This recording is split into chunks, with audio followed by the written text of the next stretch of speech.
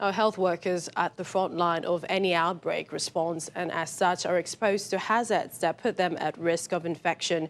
These hazards include pathogen exposure, long working hours, psychological distress, stress, and many more.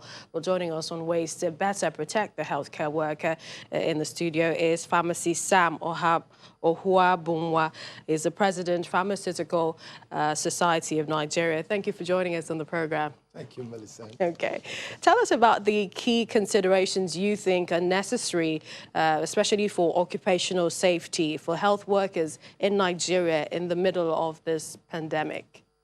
I think the critical thing is to ensure that the health workers who provide services to the public are protected so that they do not get infected. Because if they get infected, then we reduce the manpower available, and that will also affect the ability to take care of those who are sick. And I think that's why everywhere in the world, a lot of focus is being put on the PPE, personal protective equipment for all health workers. And the critical thing is that it's also in short supply. We know the fight to get face or nose masks, the battle to get even the PPEs and all else that is required. But I think that it should remain a critical demand, and government should pay a lot more attention to it. And it's important to understand that the exposure starts at the primary level. As you well know, when a patient feels ill, he goes either to the primary health care center or to the pharmacy in a community. And those are the first front line. Even before, as we've known, you can spread the disease without being symptomatic. And that's why everybody's wearing masks now, to ensure that you never can tell. So I think we must make sure that from the front line people, from community pharmacies, from primary doctors, and the nurses, that each time they are properly kitted and have a suspicion that whoever they're talking to might be carrying the infection. Government cannot do less, and their focus, both by government and private employers, must be that all those who work in healthcare systems today, because the truth is that every healthcare system, private, public, has become frontline. So I mean, those who are even in the quarantine centers, isolation centers, may even be better positioned, because they say before somebody comes to quarantine isolation, you have a suspicion.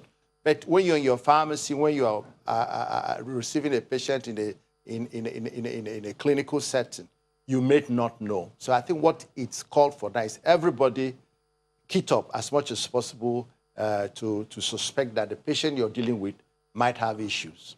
Just to quickly get your thoughts on finding a cure, do you see us getting a remedy that is natural and non-toxic? The talk is over town about the Madagascar option, and we've heard the World Health Organization at the virtual meeting today say that they must all go through clinical trials. How do you clinical try organics, our traditional herbs?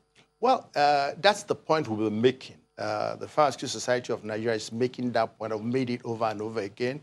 And that's why even when I was listening to what the CBN governor was speaking, it was good music. It was like a response to our need. Everything is tryable.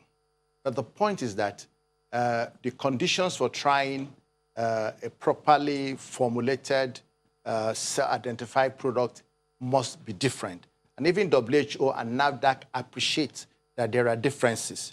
However, most of the people who do herbal medicines, the producers, do not have the resources to pay or conduct these clinical trials that are being demanded.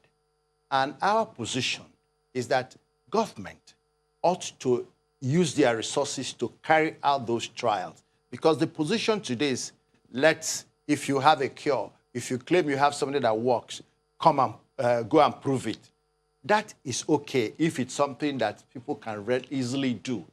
Our position is that there are a lot of work that has been done today in herbal formulations by pharmacists, pharmaceutical scientists, biological scientists, biochemists. They've done a lot of work. They have a lot of formulations. I'm sure you'll have read a few people who have made a pronouncement. My position is that government should get those people and say, if you say your product works, let's take it to test and test it. So I believe it's doable, but expecting individual producers to do them will not. Because the Madagascar you speak about was something that a state took responsibility to work on before they found that it could help their people. That's what we need to do. All right, we appreciate your time, President, Pharmaceutical Society of Nigeria, Mr. Sam Ohuabunwa. Thank you for joining us on the program. Thank you so much.